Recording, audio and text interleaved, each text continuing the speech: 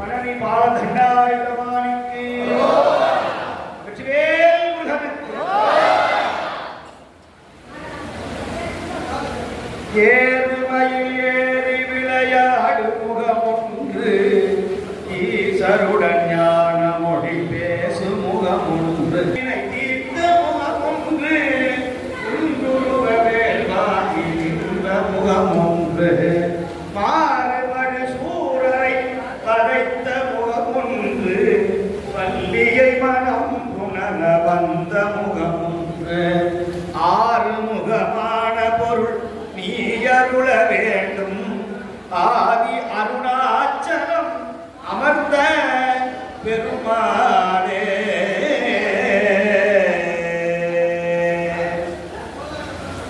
இன்றைய நாள் ஒரு புண்ணிய திருநாள், நல்ல நாள். நம்முடைய தமிழர்கள் வழி வழியாக வணங்குகிற ஒரே கடவுள் அப்படின்னு சொன்னா அது முருகப்பெருமானை தான் குறிக்கும். மாயோன்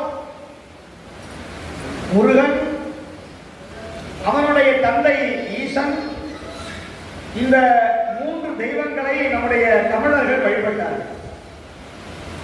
குறிப்பாக நம்முடைய விவசாய பெருமக்கள் எந்த தெய்வங்களை வழிபட்டாலும் முருகனை வழிபாடு செய்யாமல் எந்த காரியமும் செய்யறது கிடையாது. ஒரு பழமொழி உண்டு, யாரு கடன் இருந்தாலும் முருகன் கடன் ஆகாது. யார் கடனாலும் கடன் வாங்கலாம், ஆனா முருகன் வாங்க முடியாது. நீங்க தமிழ்நாட்டை தாண்டி எங்க போனாலும் முருக வழிபாடு கிடையாது. ஆந்திராவுக்கு போனீங்கன்னா அங்க முருகான்னா தெரியாது, சுப்பிரமணியன் தான் தெரியும். கர்நாடகா போனோம்னா அங்க முருகன்னா தெரியாது, சுப்பிரமணியன் தான் தெரியும். மகாராஷ்டிரா போனீங்கன்னா அங்க சுப்பிரமணியங்கிற வார்த்தையை மறந்து போய் கார்த்திகேயன், முருகன்னா தெரியாது, கார்த்திகேயன். வடக்க காசி தாண்டி இமயமலைக்கெல்லாம் போயிட்டீங்கன்னா கார்த்திகேயன் வார்த்தையை மறந்து போய் முருக வழிபாடே கிடையாது, முருகன் சிலையே தேடி இருக்கக்கூடிய. விநாயகர் இருப்பார், காளி தேவி இருப்பார்கள், சிவன் இருப்பார், ஆனா முருகன் இருக்க மாட்டார்.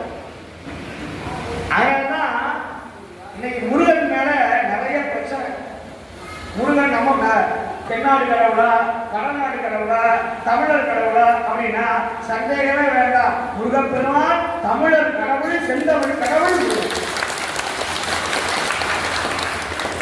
தமிழர் பிறந்த அத்தனை பேரும் முருகனை வழிபட்டே ஆகணும்னு நான் சொல்லல, கண்டபுராணம் சொல்லுகிறது. அருவமும் உருவமாகி அனாதியாய் பலவாய் ஒன்றாய் பிரமமாய் நின்ற ஜோதி பிழம்பு அதுவோர் மேனியாகி கருணைபோர் முகங்களாரும் கரங்கள் 12 கொண்டு ஒரு திரு முருகன் வந்து ஆண்டு உதித்தனன் உலகமைய அஞ்சு முகம் தோன்றில் 6 முகம் தோன்றும் வெஞ்சமரில் அஞ்சலன வேர் தோன்றும் நெஞ்சில் ஒரு கால் நினைக்கும் இருகாலம் தோன்றும் முருகா என்று ஓதுவார். இந்த பழனி காவடி எடுக்கிறது சாதாரண விஷயம் அல்ல. 50 ஆண்டு காலமாக நம்முடைய குருநாதர் இந்த முதுகலத்தூர்ல நம்முடைய வழிவிடு வேல்முருகன் கோயிலுடைய சிறப்பு வாய்ந்த இந்த ஆலயத்திலே காசி, இந்த காசிங்கிற பட்டமே மிகப்பெரிய பட்டம். காசி வாசின்னு சொல்லுவார்கள். அப்பேற்பட்ட காசி ஸ்ரீலஸ்ரீ நம்முடைய குருநாதர் படையப்பா சுவாமிகளுடைய அற்புதமான தொண்டு இந்த 50. எனக்கு ஒரு 4-5 ஆண்டுக்கு முன்னாடி நம்முடைய சுவாமிகள் பரமக்குடியில அறிமுகமானார்கள். அன்னைக்கே சொன்னாங்க, எங்க கோயிலுக்கு ஒரு தடவை வரக்கூடாதா சாமி, முருகன் என்னமோ உத்தரவு தரவே இல்லை. ஆனால் நான் பரமக்குடி நிகழ்ச்சி நடத்திய 2 வருஷம் ஆச்சு. இந்த வழியா போகும்போது இந்த கோயில் வரும். அப்ப போர்டு இருக்கும். அந்த போர்டுல ஒரு படத்தை பார்த்துட்டு ஒரு ஞாபகம் வரும், ஆஹா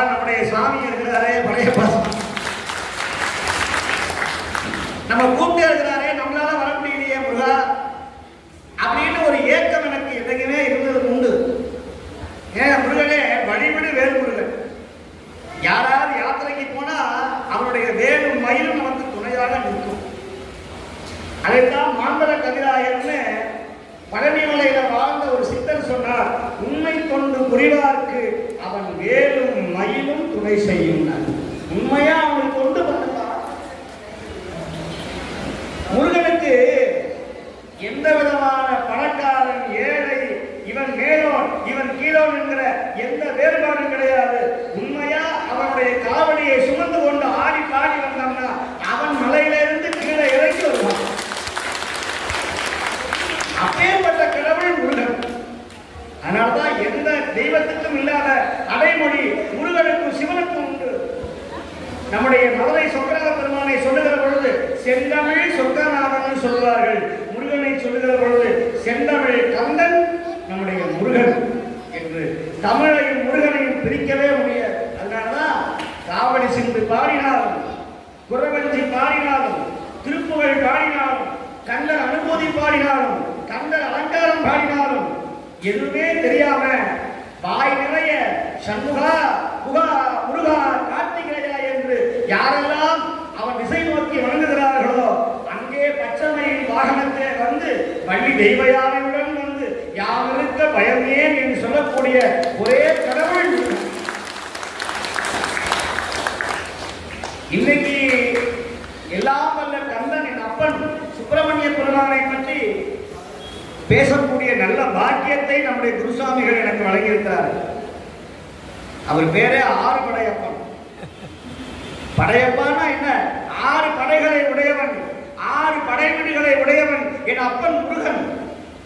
திருப்பரங்குன்றம் துவங்கி திருச்செந்தூர் வந்து பழனிமலையிலே ஆண்டியாக நின்று, திரியேனகத்திலே சுவாமிநாதனாக, திருத்தணியிலே கோபம் தணிந்து, பழமுதிர் சோலையிலே நல்ல ஞானமூர்த்தியாக இருக்கிறவன் என்னுடைய 6 படையப்பன், 6 படைகளை உடையவன் செந்தமிழ் கந்தன் முருகன்.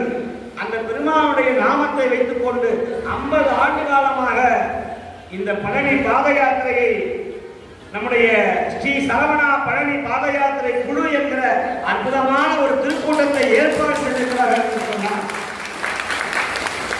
நம்முடைய சுவாமிகளை பாராட்டுவதற்கு எனக்கு வார்த்தைகளே கிடையாது.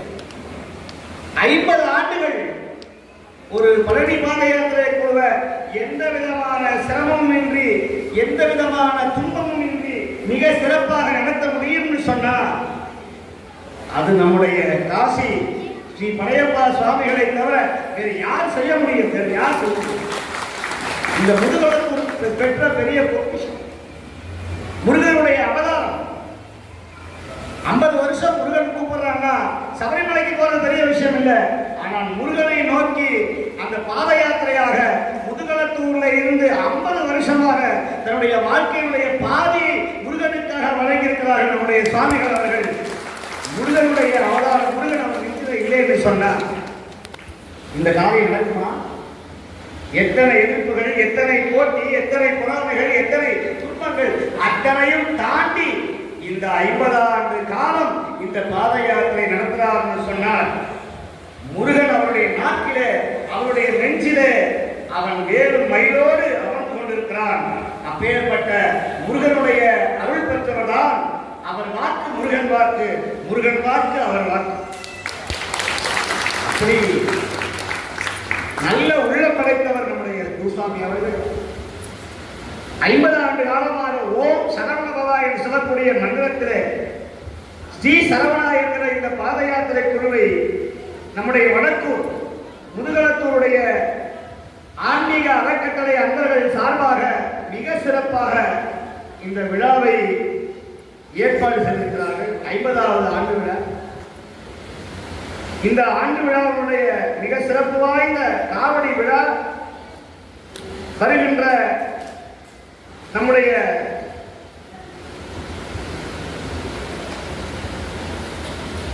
வருகின்ற 1-2 பிப்ரவரி மாதம் 1ஆம் தேதி இந்த பாத யாத்திரை இந்த இடத்துல இருந்து மிக சிறப்பாக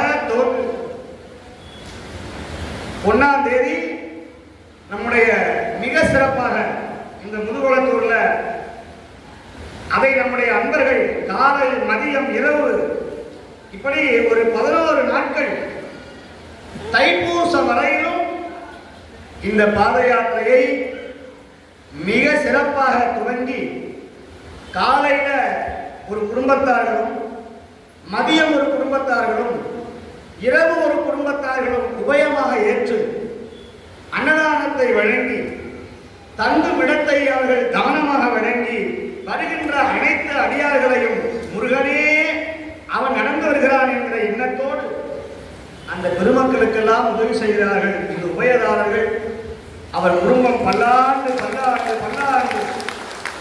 21 தலைமுறைக்கும் அவர்கள் குடும்பம் ஓங்கி வாழும்.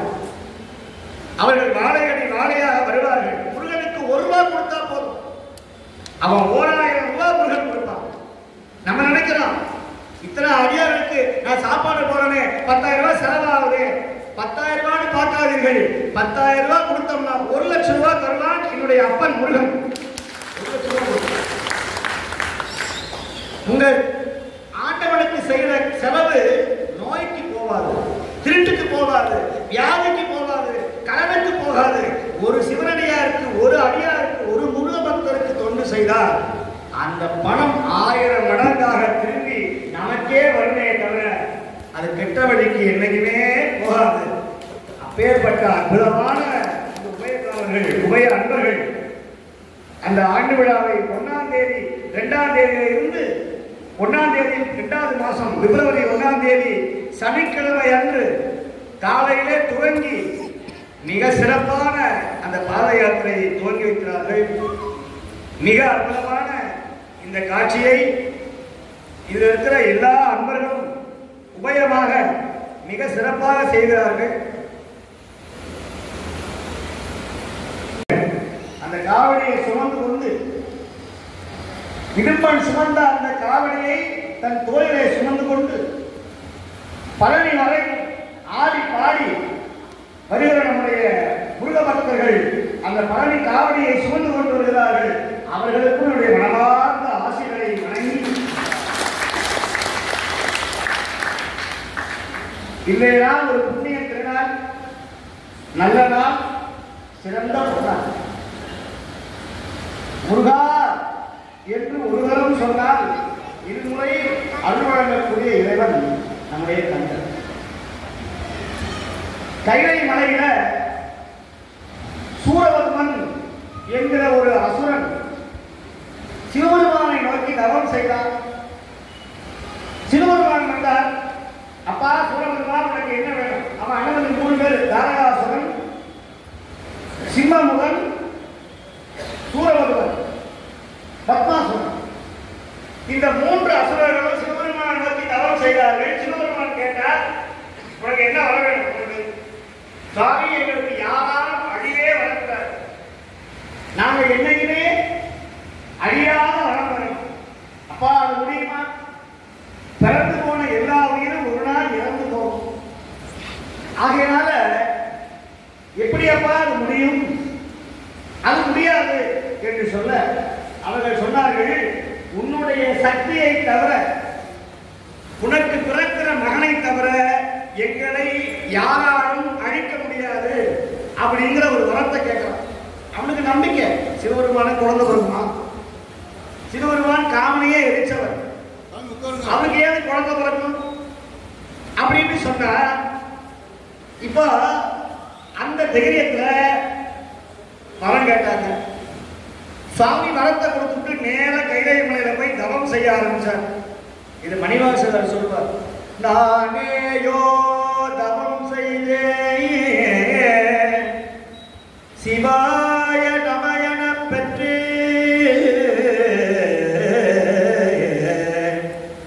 தேனாய் இன்னமுதம்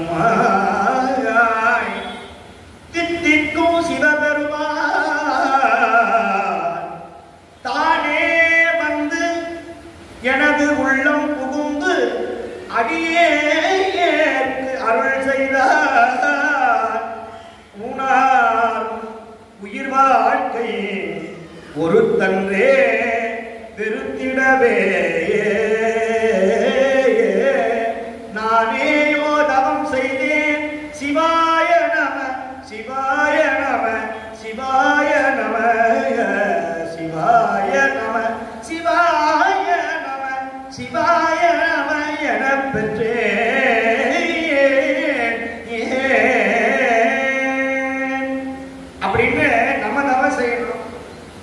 ஆனா சிவபெருமான் யார் நோக்கி தவம் செய்யறார்?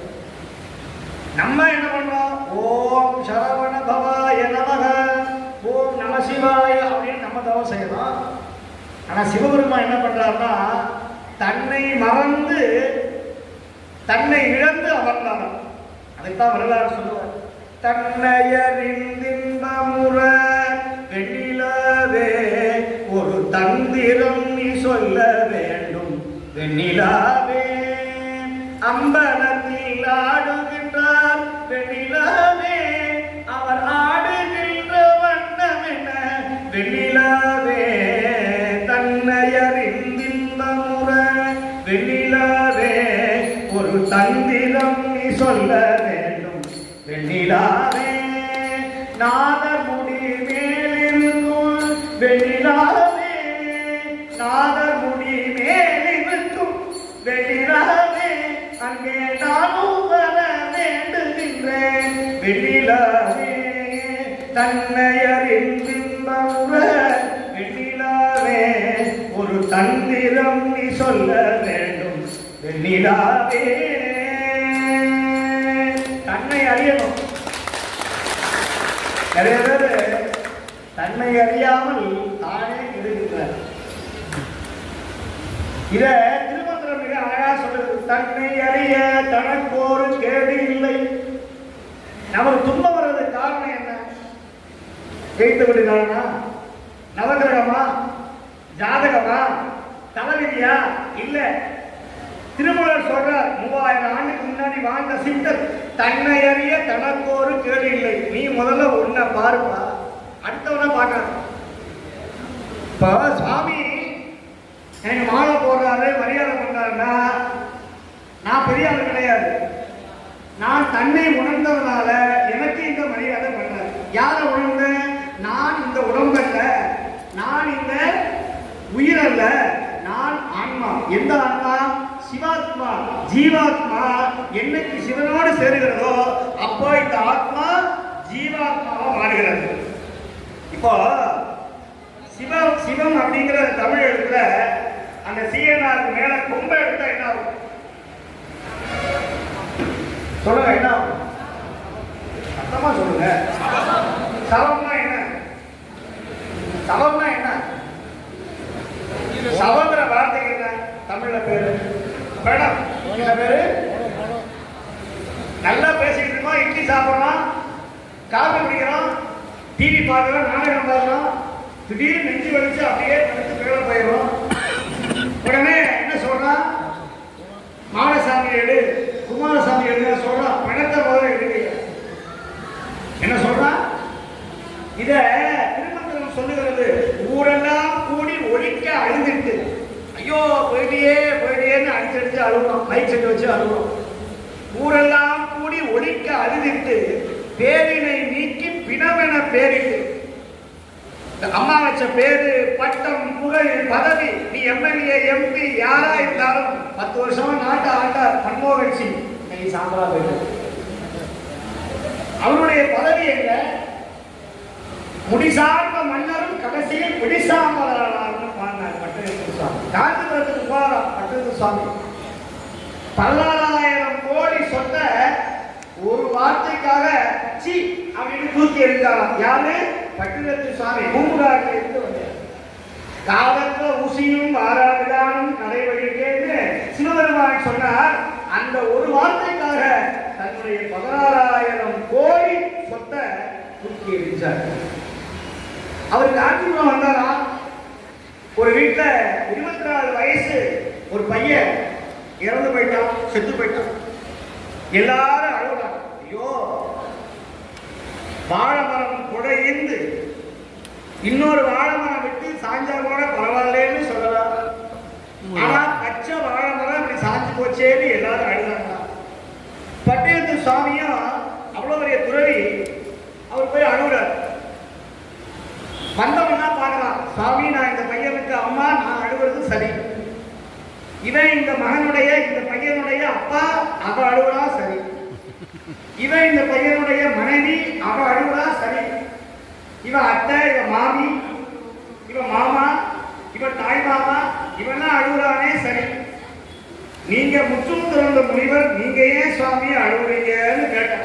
வாய் சும்மா இருக்காம, நம்ம வாய் சும்மா இருக்குமா? நம்ம வாய் சும்மா இருக்குமா? கேள்வி கேட்டா மாறிடுவோம். இப்போ அவர் சொன்னாரு, அப்பா நான் அதுக்காக அழுகிறேனா? அவர் சொல்றாரு, செத்த பிணத்தை பார்த்து நாளை சாகும் பிணங்கள் கத்தும் கணக்கு என்ற கைலாயா தானே. அவன் செத்து போயிட்டா இனிமே வரமாட்டான். இந்த செத்து போன பிணத்தை பார்த்து நாளைக்கு சாகும் பிணங்கள் கத்தும் கணக்கு என்ன? அதைத்தான் பின்னால வந்த ஆண்மணி சோமு எழுதினார் ஒரு பாட்டுல. இறந்தவனை இருப்பவனும் சுமக்கிறா, இப்ப இருக்கிறவனை எண்ணி பார்க்க மறந்துட்டான்னு ஆண்மணி சோமு ஒரு படத்துல பாட்டு எழுதார். அதை அசோகம் பாடினார். இறந்தவனை இருப்பவன் சுமக்கிறா, அதை சுமப்பவனை எண்ணி பார்க்க மறந்துட்டான்னு ஒரு பாட்டு வரும். இதுதான் நம்முடைய கட்டிலுக்கு கண்ணி, தொட்டிலுக்கு அன்னை, பட்டிலுக்கு தீனி, கெட்ட பெருமை ஞானின்னு. நல்ல கல்லறி வாங்கினாதான் ஞானத்துக்கு. காசாயம் கட்டுறோம், தாடி வளர்த்துறோம்னா எல்லாம் கெட்டு போய் மனைவி, மக்கள், சொத்து, சுகம் எல்லாம் போலி அப்படின்னு தெரிஞ்சு அவருடைய 12 கரமும் அவருடைய திருவடியும் தான் சொத்துன்னு நினைச்சு வந்து அவர் திருவடியை தாங்கி நிற்கிறவே, இதை விட ஒரு பதவி உலகத்துல இருக்கு. இந்த ராஜா பதவி, பெரிய பதவி எல்லாம் நாளைக்கே போயிடும். 5 வருஷம் கழிச்சுதான் பதவி போயிடும். ஆனா சாகர வரைக்கும் இருக்கிற ஒரே பதவி சிவனடியார் பதவி, சிவனடியார் பதவி, சிவனடியார் பதவி. அத சொல்ற, தன்னை அறிய தனக்கு ஒரு கேடு இல்லை. அப்பா தன்னை அறிய தனக்கு ஒரு கேடு வராது. அப்ப எப்படிங்க அறியறது? நாங்க அடுத்தவனை பத்தி தாங்க பேசணும், என்னை பத்தி சிந்திக்கிறதே கிடையாது. அப்படி சிந்திச்சா நீங்க வந்து இந்த இடத்துல உட்காந்துருவீங்க, உங்களுக்கு இதே மாதிரி மாலை கிடைக்கணும், இதே மாதிரி போடுவாங்க. இதுதான் வித்தியாசம், வேற ஒன்றும் கிடையாது. அப்ப கீழே உட்காந்துக்கிறவங்களாம் மோசமானவங்களாம் கிடையாது, இல்லைன்னு சொல்லல. அவங்களுக்கெல்லாம் இன்னும் ஞானம் வரணுங்கிறதுக்காக தான் நாங்க பாடுவோம். நீங்களும் நினைச்சு வரணும். நீங்க தன்னை அறியணும். எப்படிப்பா தன்னை அறிவது? தன்னை இழக்க சிவம் உள்ள வரும். அதான் சொன்னேன், சவத்தினுடைய சிவம் அப்படிங்கிற அந்த கொம்பை எடுத்துட்டோம்னா சவம். அப்ப சவத்துக்கு மேல ஒரு கொம்பை போட்டா எல்லாமோ சிவம். சவமாக இருக்கிற நான், ஜீவனாகிய நான் சிவ ஆத்மாவாக மாறணும்னா ருத்ராட்சம் தணிக்கணும், திருநீர் பூசணும், காவடியை சுமக்கணும், முருகனுக்கு தொண்டு செய்யணும், அடியாருக்கு சாப்பிடணும். பழனிய பாதையாத்திர பத்திரிகையை பார்த்த மாத்திரத்துல என்ன கேட்கிறாரோ அதை கொடுக்கணும். சாமி என்ன வேணும்? அரிசி வேணுமா, பருப்பு வேணுமா, என்ன வேணும்? வாரி வாரி கொடுக்கணும். அப்படி கொடுத்தா உங்க குடும்பம் 21 தலைமுறைக்கு ஓங்கி வளரும். ஓங்கி வளரும். அப்படி தன்னை அறிய தனக்கோரு கேடு இல்லை. தன்னை அறியாமல் தானே கெடுகின்றார். தன்னை அறியாமல் தானே கெட்டு போலாம். அடுத்தவெல்லாம் காரணம் கிடையாது. தீதும் நன்றும் பெருந்தவரா. தன்னை அறியாமல் தானே கெடுகின்றான். சாமி அதுக்கு என்ன வழி சொல்லுங்க? தன்னில் அறிவை அறிந்தபின் தன்னையே அச்சிக்க தான் இருந்தானே. உன்னை எல்லாரும் கூடுவாங்கப்பா, கூத்துவாங்கப்பா. நீ போனா மலர் மாலைகள் வந்து விடும். ஏன்? நீ சிவபெருமானை நெஞ்சிலே நினைக்க உன்னுடைய தொண்டு செய்ய செய்ய உனக்கான மரியாதை, உனக்கான பண்பாடு, உனக்கான வரவேற்பு அந்த சிவபெருமான் கைலாயத்திலிருந்து முருகப்பெருமான் மூலமாக வந்து கொண்டே இருக்கும். சத்தியம். இது அப்படியே கண்ணதாசன் எழுதினார். நீ முன்னை அறிந்த உலகத்தில் போராடலாம், நிலை உயர்ந்தாலும் நிலை தாழ்ந்தாலும் கலங்காமல் நீ வாழலாம்னு இந்த 4 வரி திருமந்திரத்தை எடுத்து அப்படியே சினிமா பாட்டில் எழுதி வச்சுட்டு போயிட்டார் கண்ணதாசன். தேடுக்குள் இன்பம் கருப்போ சிவப்போ, வானுக்குள் ஈசனை தேடும் நதியில். சிவபெருமான் எங்க இருக்கிறார்? முருகன் எங்க இருக்கிறார்? முருகன் பழனிமலையில இருக்கா? இல்ல. இப்ப சிவன் எங்க இருக்கிறாரு? அங்கே இருக்கிறாரு? இல்ல. எங்க இருக்கிறாருன்னு சொல்றாரு.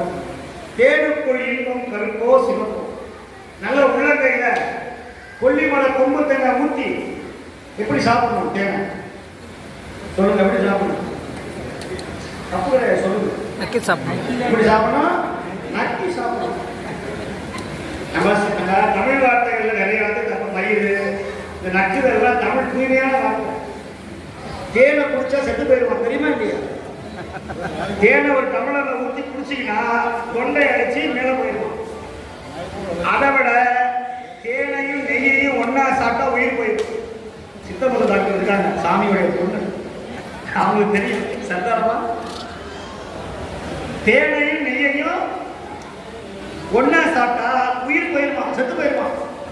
ஆனா இது எப்படிங்க சாப்பிடுறதுன்னா, அந்த நெய்யையும் தேனையும் கலந்து 2 மலபார பழத்தை உள்ள போட்டு 2 ஏலக்காயை போட்டு சர்க்கரையை போட்டு முருகனுக்கு அபிஷேகம் பண்ணா பஞ்ச அமிர்தமாக மாறி போயிடும். வள்ளலார் சொல்றாரு, ஒரு மனிதன் இந்த உடம்பு அழியாம இருக்கணும்னா, இந்த உடம்பு அழியாம இருக்கணும்னா இந்த தேகத்தை முதல்ல மாத்துங்கிறாரு. இதெல்லாம் பெரிய கதை. நாங்க காலத்துல இட்லி பூரி பொங்கல் மத்தியானம் பிரியாணி ராத்திரி 2 புரோட்டா 2 சால்னா. நீங்க வேற சாமி உடம்பு அதை மாத்தி இதை மாத்தி வெள்ளை தின்னு 2 சாக விட்டு சும்மா உடம்பு 300 வருஷம் 400 வருஷம் வண்டியா பேசுறீங்களா? இதெல்லாம் பெரிய டாபிக், சித்தர்கள் டாபிக். நீங்க பேச வேண்டிய அவசியம் இல்லை, இருந்தாலும் சொல்றேன்.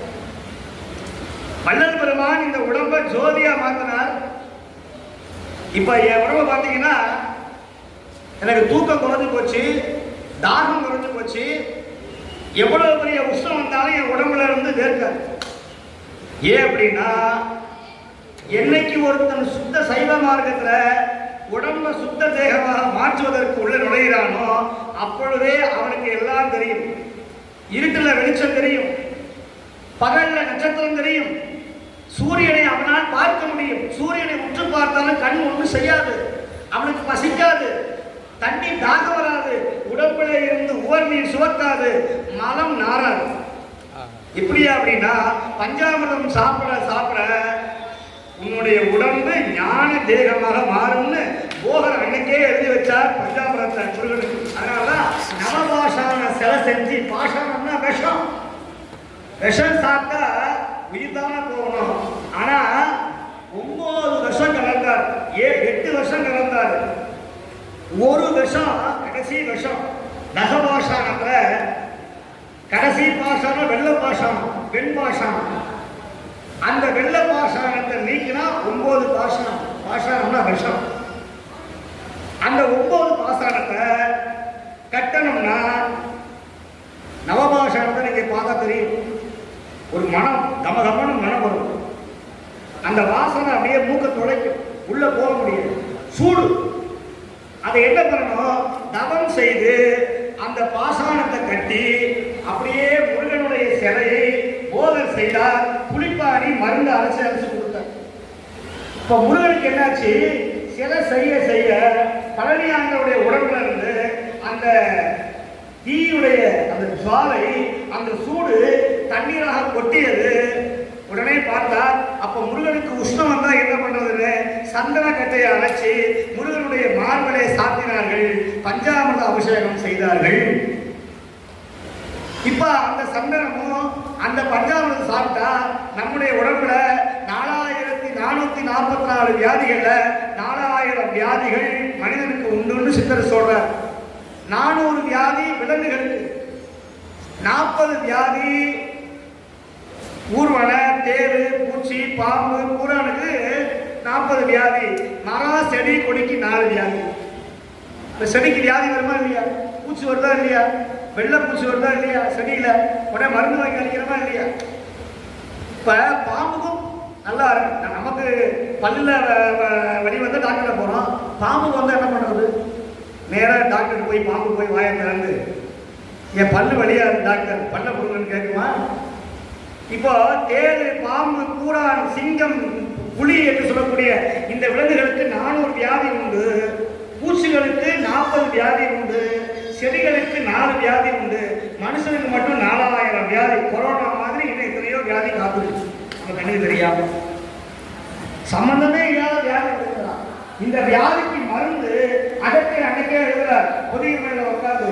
என்னடானா ஒண்ணும் கிடையாது, வில்வ இலைய தினமும் 2 வில்வ இலைய சாப்பிடு, உனக்கு எந்த ஒரு வியாதி வராதுன்னு சொல்றாரு. சொன்ன கேட்பாங்க யாராவது? அருகப்புங்க சாப்பிட்டு சிவனுக்கு சாப்பிடுகிற வீவ இலைய 2 இலைய தினமும் சாப்பிட்டு உனக்கு உடம்புல வியாதி வராது. சாதாரண விஷயம். கேட்கிறோமா? நாங்க எங்க வில்வ மரத்தை தேர்றது, வில்வ மரத்தை கொடுக்குறது. வேப்ப இலையை சாப்பிட்டா வியாதி வராதுக்கலாம். அதனாலதான் கோயில எதுக்கு சொல்ல வரேன், இந்த பஞ்சாமிர்தம் அப்படிங்கிற விஷயம் தேன், நெய், பழம், சர்க்கரை இவையெல்லாம் கலந்து பஞ்ச அமிர்தம்னு பேரு. அந்த தேனை எப்படி சாப்பிடணும்? தேனை குடிச்சா நெஞ்சு அடைச்சு போயிடும். தேனை உள்ளங்கையில ஊற்றி எப்படி சாப்பிடணும்? எப்படி சாப்பிடணும்? நக்கி சாப்பிடணும். தப்பு கிடையாது. சரி, எந்த பக்கம் நக்கி சாப்பிட்டா இனிக்கும்? வடக்கு பக்கமா, கிழக்கு பக்கமா, மேற்கு பக்கமா? எந்த பக்கம் சாப்பிட்டா? நல்லா உள்ளங்கையில ஊற்றி வாசு பார்த்து வடக்கு பக்கம் சாப்பிட்டா, தெற்கு பக்கம் சாப்பிட்டா, கிழக்கு பக்கம் சாப்பிட்டா, எந்த பக்கம் சாப்பிட்டா இனிக்கும்? சரியா சொல்றீங்க. எந்த பக்கம் இனிக்கும்? இத 5000 ஆண்டுக்கு முன்னாடியே என்னுடைய அப்பன் திருமந்திரத்தை சொல்லிட்டு போயிட்டாரு. தேனுக்குள் இன்பம் கருப்போ சிவப்போ ஆணுக்குள் ஈசன தேர்வியரா பணப்பயில 300 ரூபாய் டிக்கெட் கொடுத்து திருச்செந்தூர் ஆண்டவரை போய் பார்க்கறவங்களையும் வேட்டியை விட்டு விடுறான். இவன் வெற்றிலே முருகனுக்கு அரோகரானா ஐயருக்கு தான் தெரியுது பின்னாடி. அது ஐயர் முருக பார்க்கறானா ஐயர் பின்னாடி வட்டமா என்ன தெரியுது. என்னங்க காலத்துல பின்னாடி பக்கம் முருகனை பார்க்கல. கடைசியில காசை கொடுத்துட்டு பூஜை பண்ண சிவாச்சாரியோடைய பின்னாடி பக்கத்தை பார்த்து வெற்றிலே என்ன அவ்வளவு மோசம் கோயில். கடவுள் அங்க இருக்கானா? கடவுள் எங்க இல்ல, இங்க இருக்கான கடவுள். கடவுள் இங்க இருக்கான்.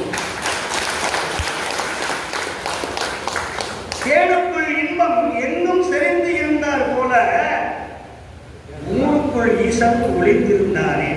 ஊருக்குள் ஈசன் அதத்தான் பின்னாடி வந்தவர் பாடினார், வைரமுத்து பாடினார்.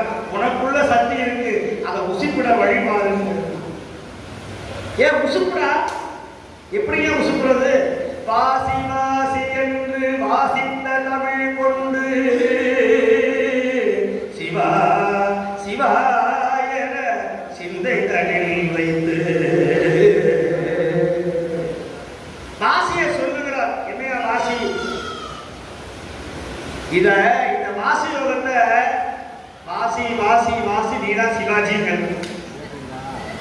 வாசி வாசி வாசி நீதா சிவாஜி படத்துல எழுதுறாரா இல்லையா? நீ வாசி யோகம் செய்ய செய்ய உன்னுடைய உடம்பு இளமையாக மாறும். உங்களுடைய உடம்பு ஞான தேகமாக மாறும். வாசிய சொல்லு. அப்ப வாசியை எப்படி செய்யணும்னா, முருகா அப்படின்னு சொன்னா இந்த வாய் என்ன பண்ணுது? முருகா அப்படின்னு என்ன பண்ணுது? சொல்லுங்க சொல்லுங்க. முருகா முருகா அப்படிங்க எப்படி சொல்லணும்? முருகா முருகா. மயில் எப்படி கத்தும் தெரியுமா? அகவும் தெரியுமா? குகான்னு சொல்லணும். மயில் எப்படி சொல்லும்? குகா குகா குகா அப்படின்னு சொல்லும். அந்த மாதிரி முருகா அப்படின்னு சொன்னா வாய் திறக்கும். திறந்தா இந்த மேல போய் காத்து அடிக்கும். எங்க? இந்த மேல் தாபாங்கட்டையில போய் ஒரு காத்து போய் அடிக்கும். முருகா அப்படின்னு சொன்னா நம்ம சாப்பிட்டோம்னா குறையறின்னு சொல்லுவோம். சோறு என்ன பண்ண மேல போய் மூப்படியா வரும். சாப்பிட்டுட்டே செல்போன் பேசுறீங்கன்னா, சாப்பிட்டுக்கிட்டே யாரையாவது பேசுறீங்கன்னா என்ன ஆகும்? சோறு என்ன பண்ணும்? சோறோ பருப்போ என்ன ஆகும்? என்ன பண்ணுவாங்க? தலைய என்ன பண்ணுவாங்க? யாருக்குமே குறைய ஏறது இல்லையா? அப்ப என்ன பண்ணுங்க சொல்லுங்க. என்ன பண்ணுவீங்க? தலைய சுத்தி எடுத்து என்ன பண்ண தலைய தட்டினா என்ன ஆகும்? சோறு எங்க வரும்? வாய் வழியா. இப்ப சோறு எங்க போச்சு? சோறு எங்க வந்துச்சு? வாய்க்குள்ள போல. சோறு எங்க போச்சு? நாசி எப்படி போச்சு? நாசிக்கு எப்படி போச்சு? நாசினா என்ன? மூக்கு. வாயில போற சோறு மூக்கு வழியா விழுது. அப்ப இங்க உள்ள என்ன இருக்குது? ஒரு ஓட்டை இருக்கு. என்ன இருக்கு? ஒரு ஓட்டை. ஓட்டை நிறைய அவ்வளவு சோறு போகும். இங்க ஒரு ஓட்டை. இங்க கண்ணில் மருந்து போட்டா கசப்பு எங்க தெரியுது? அப்ப கண்ணுக்கு தொண்டைக்கு ஓட்டை இருக்கா இல்லையா? மூக்குல எண்ணெய் விட்டா அந்த எண்ணெய் எங்க வருது? வாய்ப்பு வருதா இல்லையா? அப்போ இங்க சாப்பிடுற சாப்பாடு என்ன பண்ணுது?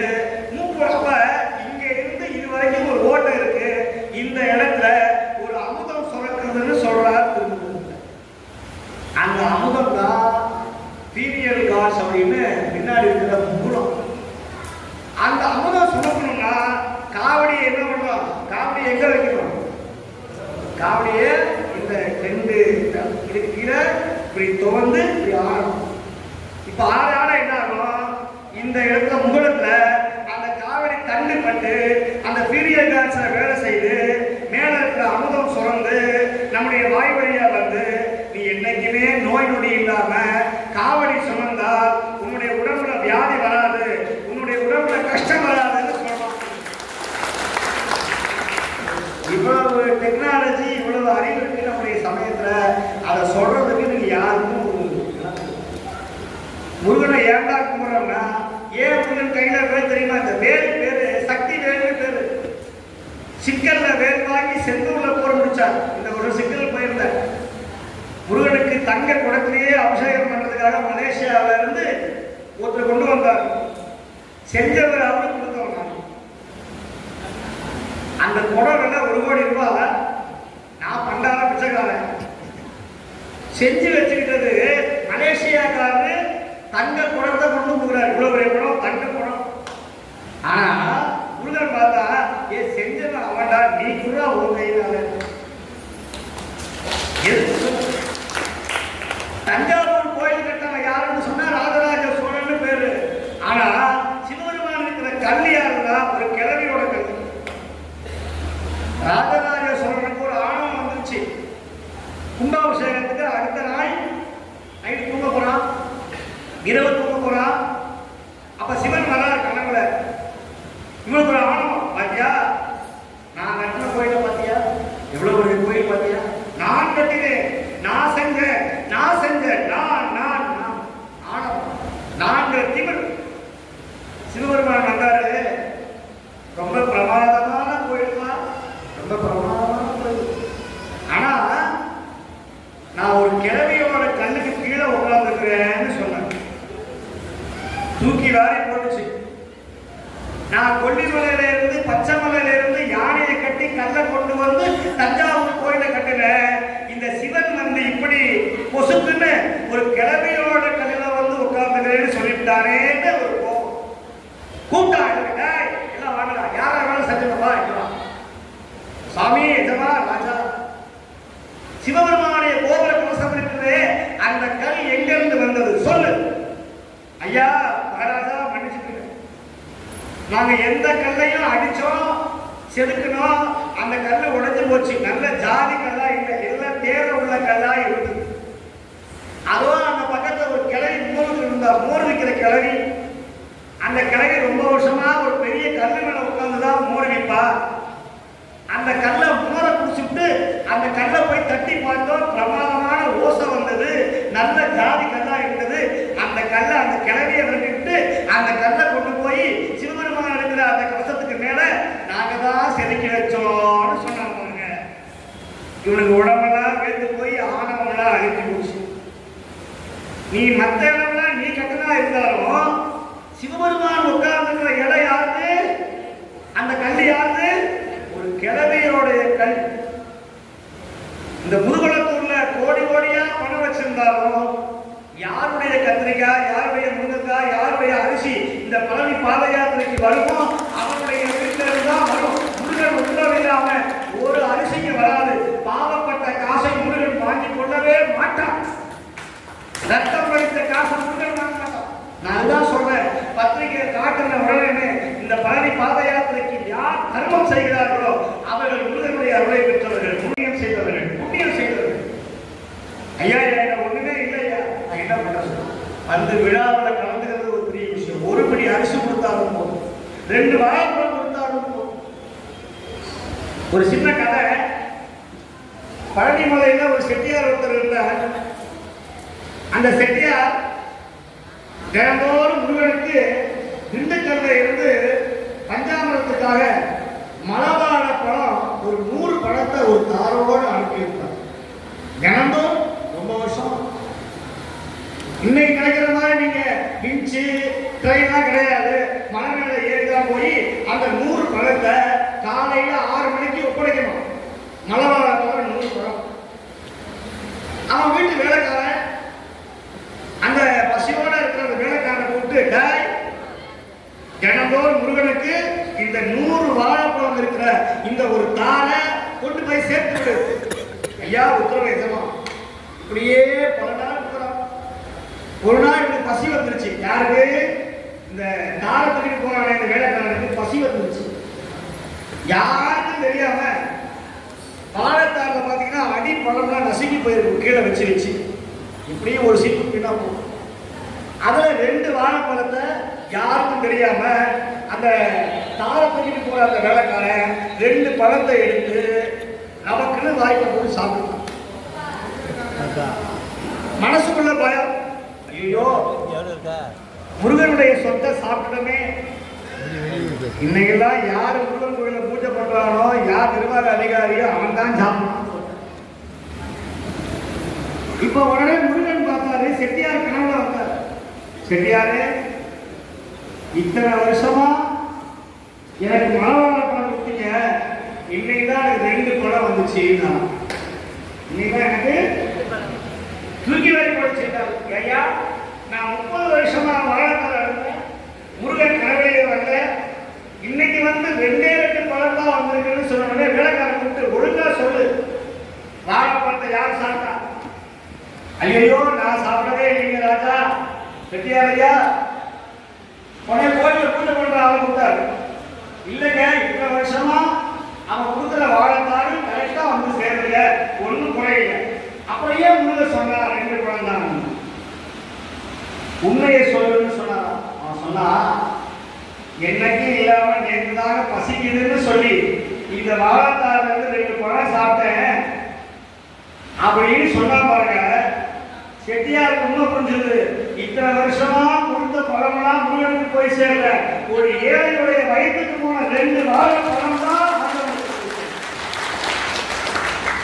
என்ன சொல்ல வர அப்படின்னா, நீங்க குடகுடமா பாலை ஊற்றி அதை சாக்கடைக்கு போறதை விட ஒரு ஏழை அடியாருக்கு, காவடி சுமக்கிற ஒரு அடியாருக்கு ஒருவேளை சாப்பாடு போட்டா அது மனைவி ஆண்டவன் மட்டுமல்ல, 6 படை ஆண்டவனுக்கும் போய் சேரும். அப்படி பட்டயத்து சுவாமிகள இருந்து திருமந்திரத்துல இருந்து இப்ப தவம் செய்கிறார்கள். யாரு? தன்னை அறிய அவன் என்ன பண்ணணும்? தவம் செய்யணும். நாங்கெல்லாம் தவம் எங்க செய்யணும் சார்? என்னைக்கு இந்த செல்போன் ஒரு கையில வந்துச்சோ தூங்குறதுக்கே நேரம் இல்லை. புது படத்தை பார்த்து, நாடகத்தை பார்த்து, ரீல்ஸை பார்த்து நாங்க என்ன தவம் செய்யறோம்? நாங்க 2 மணி கண்ணை மூடி படுத்தோம்னா ஒரு 2 மணி நேரம் தவம் செய்வோம். அப்புறம் 4 மணிக்கு எழுச்சி பந்த வளர்த்தோம்னா இல்லையோ செல்ல வளர்க்க ஆரம்பிச்சிடறோம். Click click click. உடனே ஸ்டேட்டஸ் பார்க்கறது என்ன, வாட்ஸ்அப் பார்க்கறது என்ன, நவகிரகம் மாதிரி குடும்பம் அமைச்சு போச்சு. உள்ள ஒரு செல்போனு இந்த பக்கம் திரும்பிக்கும், பையன் ஒரு செல்போனு அந்த பக்கம் திரும்பிக்கும், அப்பா ஒரு செல்போனு அந்த பக்கம் திரும்பிக்குவாரு, அம்மா ஒரு செல்போனு இந்த பக்கம். யாரையும் பார்த்தது இல்லை. திருடன் உள்ள வரானா, யார் உள்ள வரான்னு யாருக்குமே தெரியும். எல்லாம் செல்போனை வச்சுக்கிட்டு ஸ்டேட்டஸை பார்த்துக்கிட்டு ரீல்ஸ் ஆரம்பிக்கிட்டு, குருமா வைப்பது எப்படி, பரோட்டா போடுவது எப்படி, சால்னா வைப்பது எப்படி, விஷம் வைப்பது எப்படி அப்படின்னு எல்லாம் யூடியூப்ல பார்த்துக்கிட்டே உட்காந்து குடும்பம் வளர்த்தா குடும்பம் எங்க வளர்க்கும்? அப்புறம் எல்லாம் பண்ணிட்டு போய் ஒரு கண்ணு இருக்கா, காது இருக்கா, நான் விளக்கு போட்டனே, 1000 ரூபாய் காசு கொடுத்தனேன், சாப்பாடு போடணும் உள்ள சொல்வார். பக்கத்துல வந்த வேலையை குட்டிலே வாங்குறாங்க.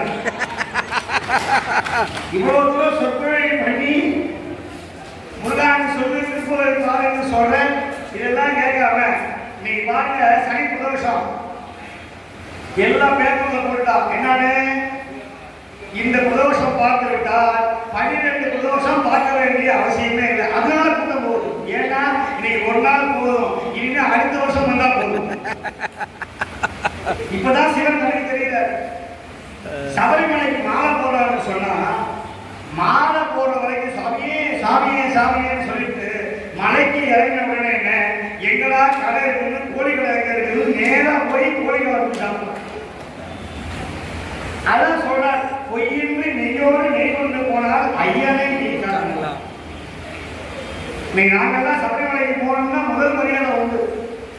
நாங்கள் போற விருதுகள் அவசியமே கிடையாது. எதுக்கு சொல்லப்படுற அப்படின்னா, நீ தன்னை அறிந்தால் அந்த எல்லா தெய்வமும் உன்னை தேடி வரும். உண்மையான பக்தியை செய், உண்மையான பக்தியை 4 பேர் நல்லது செய். தர்ம விளைஞ்ச பூமி இந்த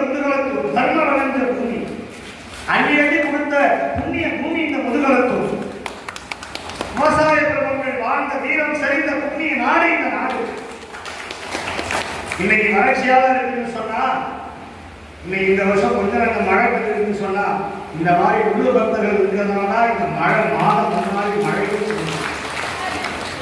இப்ப தவம் செய்தார்கள். சிவபெருமான் பார்த்தா நேராக உட்கார்ந்துருக்காரு. அவர் யாருக்கு தவம் செய்யணும் அவசியம் இல்லை, உட்கார்ந்துருக்கார். இதுதான் நிர்விகல்ப யோகம்னு பேரு. யாரை பற்றியும் சிந்திக்காம, தன்னை பற்றி சிந்திக்காம அப்படியே அமர்ந்திருப்பது நிர்விகல்ப சமாதி. சமாதி சமாதினா சம ஆதி. ஆதினா சிவன், சிவனுக்கு நிகரானவன் சமாதி உடையவன். சமாதி ஜீவ சமாதி இருக்கு. சமாதினாவே மோசம்னு சொல்றோம், அதுல ஜீவ சமாதி. உடம்புதான் உள்ள இருக்குமே தவிர ஆன்மாவுக்கு அழிவில்லை. உடம்பு எலுமிச்சம்பழம் மாதிரி உலகத்தையே இருக்கிற பழங்களையே வசதியான பழம் எலுமிச்சம்பழம். மற்ற பழம்லாம் அழுகி போயிடும். ஆனா எலுமிச்சம்பழம் சரிதா மாறும். வீட்டில் வைக்கிற பழம் அழுகி போகும். ஆனா ஆண்டவனுக்கு வைக்கிற பழம், ஞானிகள் கையில பட்ட எலுமிச்சம்பழம் அழுகி போகாது, அது சரிதான் மாறும். இது உண்மை. அந்த மாதிரி நம்முடைய உடம்பு அழுகி போகக்கூடாது, பக்தி போய் பக்தர் மாதிரி பக்தி போகணும். அதுதான் ஜீவ சமாதி. இன்னமும் சென்னையில கண்ணப்ப சுவாமியோட ஜீவ சமாதியில நான் பார்த்துக்கிறேன். அந்த சாமி ஜீவ சமாதி ஆகி 50 வருஷம் ஆச்சு. இன்னமும் ஆண்டு ஒருக்க அந்த சமாதியை திறந்தால் சாமியுடைய உடம்பு அப்படியே இருக்கிறது நான் பார்த்துக்கிறேன். ஸ்ரீரங்கம் போனீங்கன்னா 1000 வருஷம் ஆச்சு, ராமானுஜருடைய உடம்பு இன்னும் அப்படியே இருக்கிறது. வண்டிமலைக்கு போனீங்கன்னா வாரியார் சுவாமிகள் திருப்பதி செய்த வண்டியம்மா பிறந்த ஒரு வண்டிமலையில இன்னமும் சித்தருடைய உடம்பு ஜீவ சமாதி அப்படியே அந்த உடம்பு இருக்கிறது. 18 சித்தர்கள் இன்னமும் காட்சி வடிவில நம்ம ராமநாதபுரத்துல லட்சுமிபுரத்துல நம்முடைய தாய்மார சுவாமியுடைய அதிஷ்டானம் ஜீவ சமாதி இன்னமும் அந்த உடம்பு அழிந்தாலும் இன்னமும் இருக்கிறது. பிரபன் வலசு அப்படிங்கிற ஊர்ல பாமன் பக்கத்துல பிரபன் வலசுல ஒரு 3 குழி வெட்டி சுடுகாட்டு மத்தியில உள்ள போய் அமர்ந்து கொண்டார். மேல மூடிக்கொண்டார். முருகன் வருவானா வருவானா என்று சதாட்சர மந்திரத்தை சொல்லிக்கொண்டே இருந்தார். பேய்கள் வந்தன, பிசாசு வந்தன. 6வது நாள் காத்து அணைத்து மேல போட்டிருந்த அந்த கீத்து பறந்தது. வானத்திலே முருகன் மயில் வாகனத்திலே நேரோடு காட்சி கொடுத்து, அப்பா குமரகுரு தாசா வா என்று அவரை ஆட்கொண்டு பாமன் சுவாமிகளாக உலகம் முழுக்க அவரை கொண்டு சேர்ந்த பெருமை என்னுடைய கண்ட பெருமான் பாமன் சுவாமி. எல்லாருக்கும் ஒரு பழனிமலை பண்ணும் பொழுது உத்தரவு இல்லை. பழனிமலைக்கு ஆண்டவன் உத்தரவு இல்லாம பழனிமலை படியை பிடிக்க முடியாது, போவே முடியல. ஒரு தடவை தேடி போயிட்டு ஒட்டச்சக்கரம் வழியா வரும்போது நான் சொல்லிட்டேன். கார் ஓட்டுற டிரைவர் என்ன பண்ணியிருக்காரு, நேர ஒட்டச்சக்கரம் வந்து தாராபுரம் போறதுக்கு பதிலா நேர போயிட்டாரு மேற்புறம். மேற்புறம் போன உடனே எனக்கு ஒழிப்பு வந்துருச்சு. என்ன திடீர்னு இந்த ரோடு பார்த்ததே கிடையாது, எங்கேயோ பார்த்ததா இருக்கு, ஆனா ரோடு மாறி போயிட்டேன்னு. ஐயா எனக்கு ரோடு தெரியலன்னு கேட்டா நேரா போய் நிற்கிறாரு பழனிமலை ரோடு. பழனிமலை தெரியுது ஐயா, நான் மனசுக்கு போறேன்னு சொன்னா எதுக்கே ஐயா எனக்கு ரோடு தெரியாது, நான் பழனிமலைக்கு வாங்கினேன். பழனிமலைக்கு போகும்போது நீங்க பாருங்க, ராத்திரி 1:30 மணிக்கு போய் சேர்றேன். சரி வந்தாச்சு, ஆண்டவரை பார்க்க முடியாது, தீவனம் போயிட்டு வரலாம்னு இறங்குறேன். யாரோ ஒரு அடியார் அங்கிருந்து வந்து ஒரு பையில ஊதியும் ஒரு பாட்டில பஞ்சாமிரதம் கொடுத்து இந்தாங்க சாமின்னு 1:30 மணிக்கு கொடுத்துட்டு போறான்னு சொன்னா இது ஆண்டவனுடைய அனுகிரகம். நான் உடனே அடுத்த 10 நாள் தசனத்துக்கு மேல போனேன். எங்க ஆதிரத்துல சார்பாகத்தான் சுவாமி கௌரவம் போயிட்டு இன்னமும் ஆண்டவனுக்கு அந்த சிவாச்சாரியார் பார்த்தார். இன்னைக்கு மரியாதை கொடுத்து பெருமைக்கு போனோம்னா சாமிக்கு சாப்பிட்ட நெஞ்சில் இருக்கிற அந்த சந்தனம், அதை கட்டிருக்கிற கோவியம் உனக்கு கொடுப்பாங்க. அவனுடைய ஆற்றல் வேற. மருதமலைக்கு ஒரு 15 ஆண்டுக்கு முன்னாடி நான் போனபோது கும்பாபிஷேகம் முதல் நாள் என் கூட வந்தவங்கலாம் சொன்னாங்க, ராத்திரி 11 மணி இருக்கும், சாமி பாப்பாடி சித்தருடைய ஜீவ சமாதிக்கு போலாமா. சரின்னு எல்லாரும் போனா வந்தவங்க பின்னாடி காணும். நான் யாரையும் பார்க்காம நான் பாட்டு நின்று கீழே இருக்கேன். இறங்கா ஒரு 50 படி இறங்கின உடனே இருட்டு நேரம், ராத்திரி 11 மணி. என்னுடைய வலது கால இந்த இடத்துல நல்ல ஜீன்னு ஐஸ் கட்டி வச்ச மாதிரி ஒரு என்னடா இது ஒரு ஐஸ் கட்டி வச்ச மாதிரி இருக்குன்னு அப்படி பார்த்தா மிருன்னு நல்லா இவ்வளவு பெரிய ஒரு சர்ப்பம் அதோட வாழை வண்டியை சுற்றிட்டு படம் அங்கிட்டு பார்க்கல.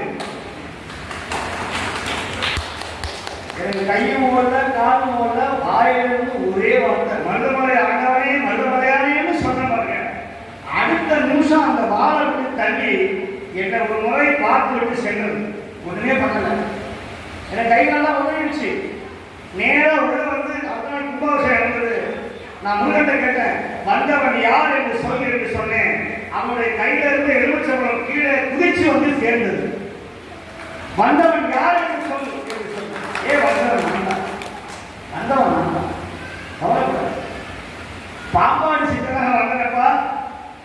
எதுக்கு சொல்ல வர்றேன், முருகன் பேசும் தெய்வம். நீங்க உண்மையா திருப்புகழ் பாடி சுட்ட திருநீர் எடுத்து தொட்ட கையில் நேரெடுத்து பச்சை மயில் மீது வரும் பாலன் இந்த பாலசுப்ரமணியன் நான் அவனை உணர்த்தவன். என்னுடைய தந்தையார் என்ன சின்ன வயசா இருக்கும் போது இந்த தோல்ல அவருடைய தோல்ல என்னை சுமந்துட்டு இந்த கையில காவடி எடுத்துட்டு வெள்ளி குளத்துல பஞ்சாமிரம் சுமந்து நெருஞ்சி இருக்கும் போது எங்க பாட்டல் காலத்துல இருந்து பழனிமலைக்கு யாத்திரை பண்ணுவோம். கடலூருக்கு கண்ணன் பெருமானுடைய அன்னதான கைகளில் கடலூருக்கு நடந்தே போய் தர்மம் செய்தவர்கள் நாங்கள். அதனாலதான் முருகன் கைவிட்டதா சரித்திரமே கிடையாது. நீங்க அதனாலதான் இவ்வளவு 50வது ஆண்டு விழாவில் முருகனை அமர்ந்த வைத்திருக்கிறார் சொன்ன நான் என்னுடைய குருசாமிகளுக்கு நன்றியை சொல்லணும். நல்ல உள்ளம் படைத்தவர், நல்ல உத்தம சீலர் நம்முடைய படையப்பா சுவாமிகள் அவர்கள் மாதிரி ஒரு உத்தம சீர்மைக்கு 50 வருஷம் இன்னைக்கு முதுகுளத்துல இருந்து இந்த மாதிரி தமிழ்நாட்டிலேயே பாத யாத்திரை நடத்துகிற ஒரே திருக்கூட்டம் நம்முடைய சரவணா பழனி பாத யாத்திரை குழு ஏற்பட்ட உத்தமர். அப்படி சிவபெருமான் தவம் செய்தார். இப்போ உலகமெல்லாம் போயிடுச்சு. இந்த திருவாசகம் சொல்லுது, மலையலையன் பொற்பாவை வாழ் முதலார் பெண்திருவை உலகறிய தீவேளார் ஒழித்தனே என்னேடி. கல்யாணம் பண்ணிக்கிற பார்வதியும் தவம் பண்றாங்க. இந்த சூரபத்மன், தாரகாசுரன், சிங்கமுகன் 3 பேரும் தேவர்களை சிறப்பிக்கிறான். உலகத்தையே உலகத்தையே ஆட்டி படைக்கிறான். தேவர்கள்லாம் நடுக்கி போய் தேவேந்திரன் போய் மூங்கில போய் வண்டா முடங்கி ஸ்ரீகளை உட்காந்துட்டான். இந்திரனுடைய பையன் ஜெயந்திரனுடைய சிறை பிடிச்சிட்டான்.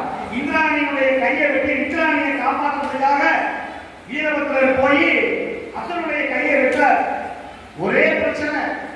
எல்லாரும் அழுகுறாங்க, ஐயோ சிவபெருமானே எங்களை காப்பாற்ற மாட்டியா, எங்களை காப்பாற்ற மாட்டியா. எங்க காப்பாற்றுறது, சாமியார் உட்காந்துட்டாங்க. இப்போ என்னாச்சு, மகாவிஷ்ணு, பிரம்மா, ருத்ரன், யமன் எல்லாம் சேர்ந்து சிவபெருமான் வரலன்னு சொன்னா, இப்போ பூட்டு எங்க செய்வாங்களோ அங்கதான் சாமி செய்வாங்க. பூட்டு ஒரு இடத்துல பூட்டு இந்த இடத்துல வாங்கிங்க, சாமி அங்க வாங்கிங்க. எங்க பூட்டு செய்யறோமோ, எங்க பிரச்சனை வருதோ அங்கதான் தீர்வு இருக்கிறது. பிரச்சனை நீ பண்ணாலும் சரி, யார் பண்ணாலும் சரி, தீர்வு எங்க இருக்கு, அங்கதான் இருக்கு. வேற எங்கேயும் போகணும் அவசியம். இப்ப வரம் கொடுத்தவன் யாரு, சிவன். அவன் தான் ப்ரே பண்ணணும். இப்ப எல்லாரும் போறாங்க. சிவபெருமானை தட்டி எழுப்ப முடியாது. தூங்குறவனை தட்டி எழுப்பினாவே கோபம் வந்துடும். யார் நீ அப்படிமா. அதுலேயே இந்த பஸ்ல போகும்போது பக்கத்துல சாயங்காலம் கோபம் விழுது. யாரு நானே தூக்கம் வந்துருக்குது, தெரியாம சாய்ந்தாங்க. போய் போய் சாய் அவர் இப்படி இப்படி இப்படி. இந்த தூவரவனை எடுக்கக்கூடாது. சாணக்கியன் சொல்றான், நெருப்பை எழுப்பாத, தூங்குற பாம்பை எழுப்பாத, தூங்குறவனை எழுப்பாத. இயேசுநாதர் சொல்லுகிறார், தூங்குறவனை எழுப்பாதே, அப்பொழுதுதான் அவன் பாவம் செய்யான் அப்படின்னு பைபிள் சொல்றார். உண்மைதானே? முழுகி போதானே பாவம் செய்யணும். அடுத்தவன் பண்றது, பிளான் பண்றது, திட்டுறது, சூழ்ச்சி பண்றது. தூங்கும் போது தூங்கும்போது அவன் திருடனா இருந்தாலும் சரி, கொள்ளக்காரனா இருந்தாலும் சரி, ஆயுள் கைதியா இருந்தாலும் சரி, 50 பேரை கற்பழிச்சு வந்தாலும் சரி, தூங்கும்போது அப்பாடான்னு தன்னை மறந்து தூக்குறானே, அப்பா நல்லவனா இருக்கான். ஆனா கண்ணு முழிக்கும் போதுதான் அவன் திருடனா மாறான், நல்லவனா மாறான், ஞானியா மாறான், குடிகாரனா மாறான், பொம்பளை பின்னாடி போறான், கற்பழிக்கிறான், எல்லாம் பண்றான். அப்ப தூங்குறவனை எழுப்பாத அப்படின்னு இயேசுநாதர் சொல்றார். இப்ப சாமியை போய் எழுப்ப முடியாது. ஒருத்தன் வந்தா யாரு? மன்மதன். இந்த மன்மதன் அம்பு விட்டாச்சுன்னா நேரம் புழல் செய்வதா என்ன? மன்மதன் அம்பே விடக்கூடாது. இந்த பாருங்க, தேவையில்லாம அண்ணா சொல்ல போய் தேவையில்லாம மன்மதன் அம்பு விட்டதுனால பிரச்சனை. ரொம்ப ஜாக்கிரதையா இருக்கணும். இந்த மன்மதன் அம்பு இருக்க சின்ன வயசுல 16 வயசுல ஆரம்பிக்கணும். அம்பு ஆரம்பிப்பாரு ஒன்னொன்னா 35 வயசுல முடிஞ்சிடும். அதுக்கப்புறம் மாயம் பாகு மாயம் கேட்டா கல்யாணம் பண்ணோம்னா அவன் விருதாவை கல்யாணம் பண்ணாமா பேசாம சவனேன்னு அமைதியாக இருக்கலாம். லெட்டர் உறவு என்ன, எஸ்எம்எஸ் அனுப்புறது என்ன, கண்ணே கண்கண்டே காமம் பூம்பே, அப்புறம் சீ சனியை பிடிச்சவள ஈரு பேர் பிடிச்சவள அப்படின்னு உன்னை கல்யாணம் பண்ணதுக்கு பதில் வேற யாராவது கல்யாணம் பண்ணிருக்காங்க. அவன் சொல்லுவோம், எல்லாருக்கும் 7 சனி உண்டு, எனக்கு 40 வருஷமா சனியை வீட்டிலே இருக்கு. பிள்ளைங்க சொல்லும், நீங்க 2 பேர் தான் எனக்கு சனியனே வந்துருக்கீங்க, யாரு பிள்ளைங்க. இப்ப என்னாச்சு, இந்த மன்மதன் என்ன பண்ணா 5 பானம் கருந்து விலை கொண்டு 5 மலர்களை கொண்டு சிவபெருமான் மீது அம்பு விடணும்னு சொன்னா மன்மதன் பயந்தான். ஏய் மகாவிஷ்ணு சொல்றார், நீ என் பிள்ளை ஒழுங்கா சிவனை எழுப்பா உன்னை கொண்டுருவேன். உன் கையில சாயங்களை பதில நான் சிவன் கையில சாயங்கள் முக்கியம் அப்படின்னு 5 பானத்தை எடுத்தான். சிவபெருமானை பார்த்து அந்த காம பானங்களை சொல்லினார். சிவபெருமான் பார்த்தார், நெற்றிக்கண்ணை திறந்தார். அப்பொழுதே காமன் எரிந்து சாம்பலாகமாயினார். அந்த தீ அணையல, அந்த ஜுவாலை வந்து கொண்டே இருந்தது. உடனே நட்சத்திர தேவதைகளாகிய பகீரதை கூப்பிட்டு அந்த தீயை கொண்டு போய் சரவண பொய்கையில் சொல்லக்கூடிய மானசரோவர், கைலாயத்தில் இருக்கிற மானசரோவர்களை கொண்டு போய் அந்த தீய 6 தாமரை மலர்கள்ல அந்த தீயை வைத்தார்கள். தாமரை மலர்களால் அதில் தவழ்ந்த குழந்தைகளால் அந்த தீ என்னாச்சு, 6 குழந்தைகளாக மாறியது. 6 குழந்தைகளையும் கார்த்திகை பெண்கள் பாலூட்டி வளர்த்தார்கள். 6 குழந்தைகளையும் அன்னை பராசக்தி வந்து கண்டால் அந்த குழந்தைகளை ஒன்னா நிக்க வச்சா கையை வச்ச உடனே அந்த 6 குழந்தையும் ஒன்னா சேர்ந்தது. ஆனால் தலை மட்டும் 6ஆ இருந்தது. 6 முகனாக இருந்தார். 6 முகனாக 12 கரமுடையவனாக 12 விழிவுடையவனாக நம்முடைய முருகப்பெருமான் அவதாரம் செய்தார். இந்திரன் மயிலாக வந்தார். பால முருகனாக குழந்தை வடிவேலனாக முருகப்பெருமான் வளர்ந்தார். சூரனை சங்காரம் செய்தார். வீரவாக தேவரோடு சென்று பிரபஞ்சமலையின் மீது ஏறி நின்று அன்னை பராசக்தி வழங்கிய அந்த ஞானவேல் கொண்டு சிம்மமுகனை சங்காரம் செய்தார். தாரகாசுரனை யானை முகமுடையவனை சங்காரம் செய்தார். சூரபத்மனை இன்று போய் நாளை வா என்று சொன்னார். அவனுக்கு ஞானம் வந்துச்சு. ஐயோ சின்ன குழந்தை நினைச்சேன், ஆனா இவனை பார்க்கும்போது என்னமோ தோணுது, என் மனம் புரிகிறது அப்படின்னு ஞானம் வந்துச்சு. அவன் பார்த்தான், ஏ செத்து போனாலும் இவன் கையில சாகும். முருகன் என்னைக்கு இருக்கிறானோ அன்னைக்கு வரைக்கும் நான் இருப்பேன். முருகன் இருக்கிற இடம் வரைக்கும் சூரனுக்கு இடம் உண்டு. நீங்க சஷ்டி விழா வந்ததுன்னா சூரன் இல்லைன்னு சொன்னா முருகன் கிடையாது, முருகன் இல்லைன்னு சொன்னா சூரன் கிடையாது. இப்ப முருகன் பார்த்தா மாமரமா மாறணும். மாமரத்துக்கு தமிழ்ல பேரு கொக்குன்னு பேரு. மாமரத்துக்கு தமிழ்ல பேரு கொக்கு. இப்ப வேலை விட்டால் முருகன். அந்த மாமரம் 2ஆக பிறந்தது. ஒரு பாதி மயில், ஒரு பாதி சேவல். ஏன் சேவலா மாத்தணும்? ஏன் புறாவை மாற்றப்படாதா? குயிலா மாற்றப்படாதா? காக்காவா மாற்றப்படாதா? இல்ல, இந்த சேவல் எப்படி கூமா? கொக்கு அரை கொக்கரக்கோ. கொக்குனா மாமரம். மாமரத்தை 2ஆக பிளந்தவன், கோனா தலைவன். என்னுடைய பெருமான் அந்த சேவல், அதனால சேவல் கொடி வச்சிருக்கு. கொத்து அரசு. இந்த பக்கம் மயில், இந்த பக்கம் சேவல் கொடி. சூரனை ஆட்கொண்ட சுப்பிரமணியன் இன்று நம்மையும் ஆட்கொண்டு இந்த அற்புதமான இந்த 50வது ஆண்டு விழாவை முருகப்பெருமானை பற்றி சொல்லக்கூடிய பெரிய பாக்கியத்தை நான் சரியா 6 மணிக்கு ஆரம்பிச்சேன். மணி 7 மணி 8 மணி ஆகும்போது 1 மணி நேரம் போனதே தெரியும். இவ்வளவு நேரம் உங்க வாழ்க்கையில உட்கார்ந்துருக்கீங்கன்னா சரி, ஒரு சினிமா போனோட இப்போ 1.5 மணி நேரம் வந்துச்சு. அதில் இன்னும் இல்லை, அதுலேயே போயிடுச்சுன்னா பாதிலே இருந்துச்சுன்னு சொல்லலாம். ஆனால் நீ 1 மணி நேரம் இன்னைக்கு இப்பேற்பட்ட பெரிய ஆச்சரியம். நான் எங்கே போனாலும் மக்கள் இவ்வளோ அமைதியாக இருப்பாங்க. அந்த முதுகுளத்தூர்ல இப்படி போட்ட அன்பர்கள் இவ்வளோ அமைதியாக இருக்கிறது